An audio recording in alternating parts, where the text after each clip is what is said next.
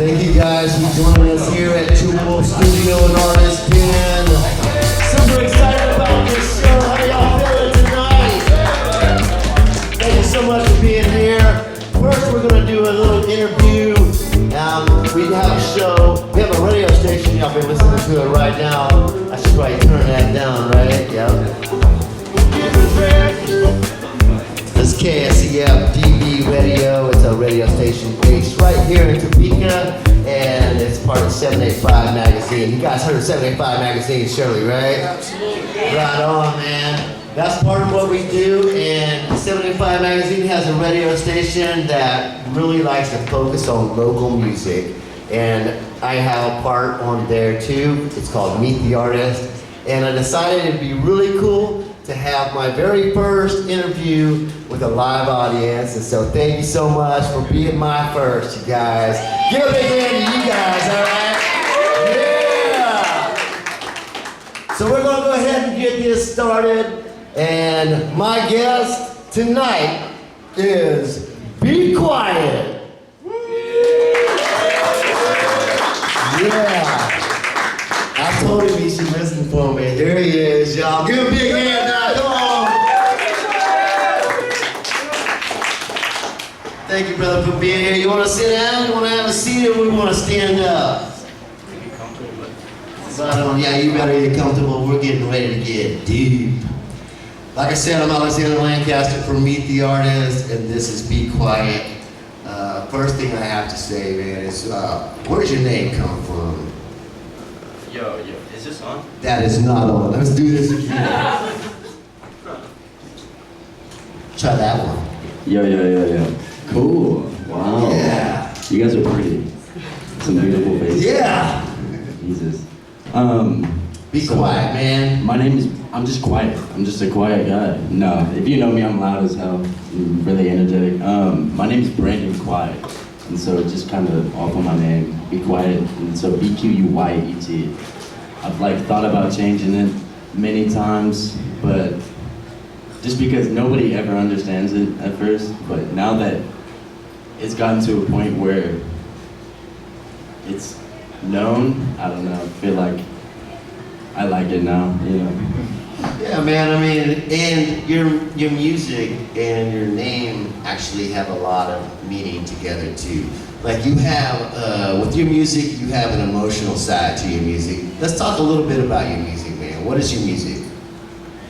It's like emotion, really. It's really what it gets, I know it gets me through the end of the day. I make music every single day, and it's really what keeps me going. It's kind of my why, my reason, you know. I make all types I don't make genres of music. I just make whatever I'm feeling in that moment of time. How long have you been working on your craft, brother? So I grew up in like band. My dad played guitar, my uncle taught me the saxophone, but I started making my own music around 5 years ago. I was really making a lot of music. I still do with Lil Heaven back there. It's actually his birthday. So Lil Heaven, happy birthday!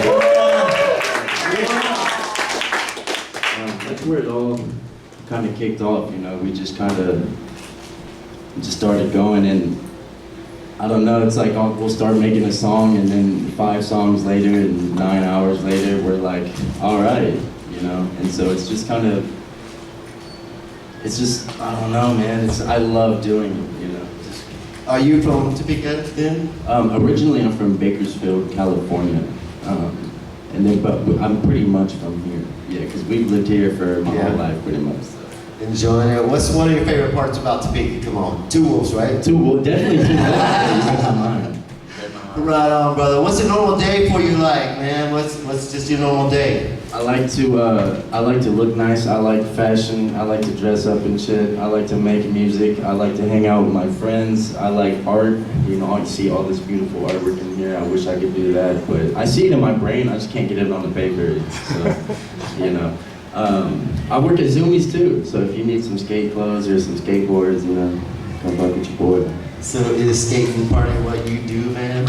I do skate. I'm not any good. I suck. Let me tell you. But that's one thing about the skate community. Even if you suck like me, you know, they'll want you to come skate around with them. I could do that one trick where you fall and land on your back. I'm pretty good at that. Hell yeah. That one. Hell yeah. I did that the other day. It's still kind of hurting. Yeah. My age, I don't even want to talk about her. Yeah, man. So who inspires you, man, whenever it comes to your music? I feel like probably when I first started making music, Lil Peep was like the biggest person that made me want to bend genres and to feel like I started out rapping, you know, I was just a rapper. And so when I started like really diving into Lil Peep's music and how we put rock, you know, rock vocals and all this type of stuff into hip hop and trap, I feel like that was one of my biggest things. Growing up though, it was probably Mac Miller and like 311, Sublime is my favorite band. Lost in Sublime, yeah. Yeah, I like ska, just, Yes. you know? So like our show this month is about it's a suicide prevention month, and it's to bring awareness. And our show is called Art for Life. And I really wanted to have a series of events, and you reached out to me, brother, and I appreciate that so much. He was like, man, I want to be a part of this show. And so tell me a little bit of why you wanted to do that. So I've like lost some near and dear friends to me to suicide, you know, and I know that it's hard, and I know that I feel this shit every single damn day. And if I don't shine light on this hard subject to talk about, you know, that makes all of us uncomfortable, then we might keep losing our best friends, you know. We might not be able to see them again. They might not wake up ever again, just because if we don't speak up and tell people that we're there for them, you know, I don't think that, you know. True story, man. And like you say, you live it every day, so it must reflect in your lyrics. So what's some of the lyrics that you could like highlight to bring out that point, brother?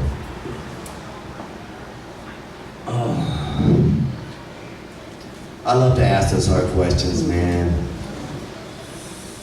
I know you have a few, because I've definitely listened to your music. I'd probably say, baby, do you hear me? I just need your help. Oh man, I'm looking forward to hearing that tonight. We'll be hearing that tonight. Maybe, you just gotta wait and find out. Yeah. All right, so like also you said, man, I want you to meet a friend of mine, Damien Parker. He's working on the Jones Project, and I want you to meet him, and I want him to get up and be able to like talk with you too. So it's that handsome guy right there with the shiny head. Yes, sir. Yeah, give it up for him. Shiny head.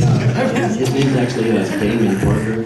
He retired from Washington Rule. He was a wrestling coach, and he was one of the gym teachers up there, and he really changed my life. You know, I met him at a time that I was not in a good spot in my mental health, and I didn't have anything. I didn't have music yet to put all of my emotions into yet, you know. And so when I met him, he gave me that outlet to be able to express myself, not through just sports, but the camaraderie. It's a hard word. It is so hard. It's hard. And I write a magazine, it sucks. He's nervous, man. He's nervous. But, you know, he's just really changed my life. You know, he's taken me in. He's done anything and everything that he's can for me.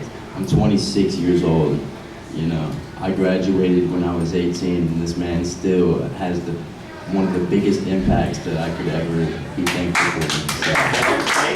All right. You just don't even... So should we pass the mic to him now? I think so. Go ahead, come on up here, Coach. Y'all give it up for Bquyet. He'll be back in a little bit to perform. Oh, that's our same. See you. Oh my God. Look at our baby now. I know. Grown-ass man. Right? I'm a heavy guy. Am I gonna break this thing?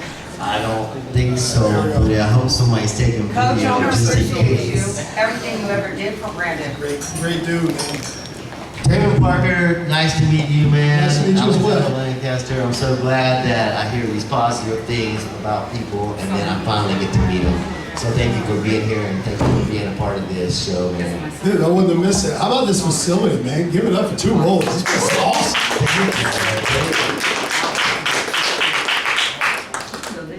So you have what we're working on is a Jones Project, right? Yes, sir.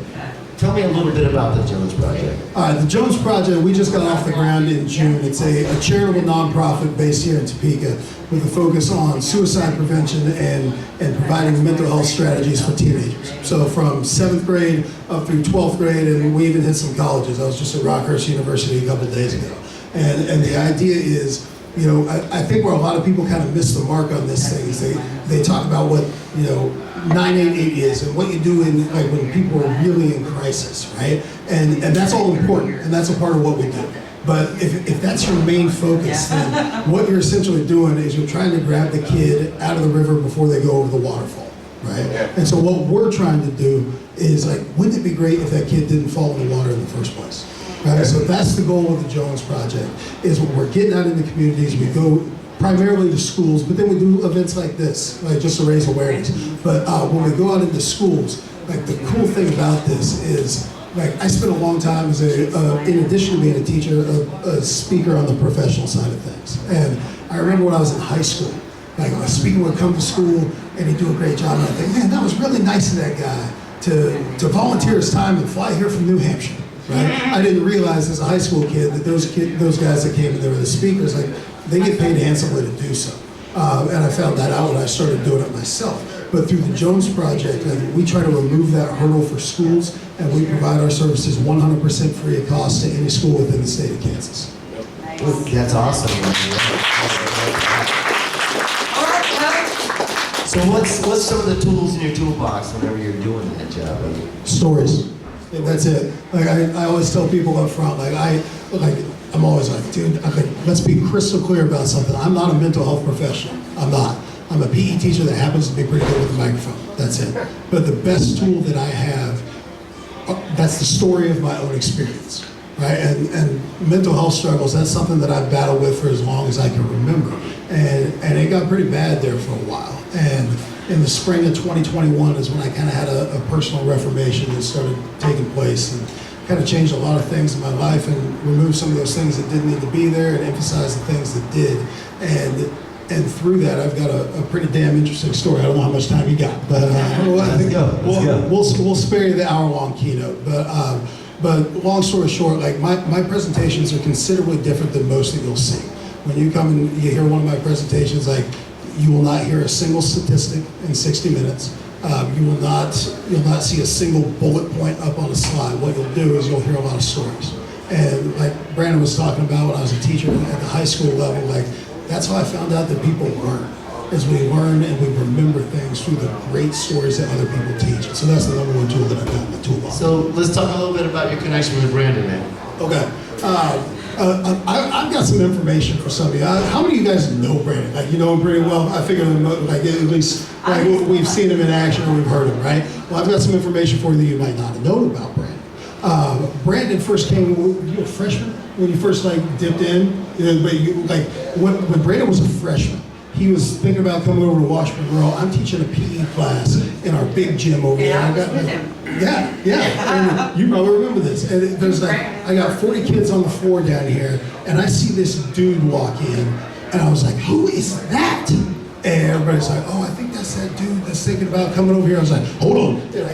As a wrestling coach, like I'm always recruiting, right? And I see him walk in the door, and I was like, I gotta talk to this dude. I just left my class, and I run up there and I talk to Brandon. And it was weird, you were running behind us. Live.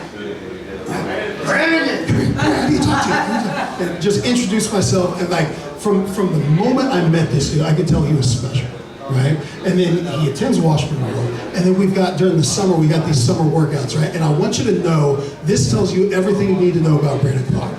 Okay, this dude, he would come in at 6 o'clock in the morning for football workouts. Okay, he would lift weights with the football team. At 7 o'clock in the morning, he would go out to the football field and run sprints with them. At 8 o'clock in the morning, he came back into the weight room to lift with my wrestling team. At 9 o'clock in the morning, he went downstairs for an hour-long workout. And then after that, When I shut the lights off and everybody else had left, Brandon Quiet would stay in the mat room and do an hour solo workout by himself. He was there starting at 6 in the morning every day of the week, 5 days a week for 5 hours at a time all summer. And when he did that for a full summer and didn't miss a day. And that's when I was like, this kid is special. This kid is gonna do stuff. And I'm not talking like sports. This is the kind of guy that's just gonna continue to grind for the rest of his life, and whatever he does, he's gonna be super successful. I gotta keep tabs on this kid. And are you seeing a lot of that hard work going into what he's doing right now? Absolutely, man. Like, he doesn't know it, but I stalk him on Facebook and on Instagram and all that other stuff, man. I love keeping tabs on him. And like, here's a secret for you. You know, as teachers, as coaches, we're not supposed to have favorites, right? Here's the secret. We do. Like, we do. Every teacher does, right? And of course we love all of our kids, but like, I've had hundreds of athletes and thousands of kids come through my classroom door, and I can tell you, I can count on one hand the amount of kids that like I had a deep, like real connection with. And like the fact that I'm in the same room and sharing the stage with the same dude, like that's one of those 5, like that's pretty special. So Brandon, thank you for having me here tonight. I do have more questions. What is your message to the youth, brother? Man, there's a lot. In an elevator. Well, I'll give you the 3 critical steps. Okay, what we are trying to drive home to people is like, I'll get up there and I'll give 55 of the minutes of my speech and some great stories, all this stuff, and then at the end, like I say, now I know some of you out there are sitting there thinking like, those were some cool stories, but this doesn't really apply to me. And I always tell them like, okay, well, if this doesn't apply to you, good. I hope that it doesn't apply to you. But the sad fact is this does apply to a lot of people. And whether this applies to you or to someone you know, you gotta help me spread that message. And I hope that you all will help me spread the message of the Jones Project too. Okay? And that is, the message of that is like, everybody in here, you all have somebody that loves you. You all have somebody that cares about you. You all have somebody that sees you.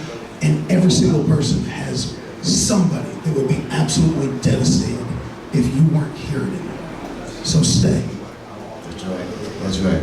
I appreciate that message, man. I appreciate you having you up here on stage and talking with us about this, man. It's awesome. Thank you so much, man. Yeah, absolutely. I do want to say that we did this month. We did say that all the donations was going to NAMI Kansas. And then tonight, because of this event, we are splitting those donations. There's a donation jar in the back, and half of those donations will go to the Jones Project. No way, that's awesome. Thank you, man. That's so cool. Yeah! You keep rocking and keep making a positive, effect on the world, man. I appreciate that. Do that. Yep. You get free hugs. I get free hugs to anybody that wants to. Thank you guys. That was it. That was 2 More Studios version of BTRN. Thank you so much for being here. Give it up one more time for Damon Parker.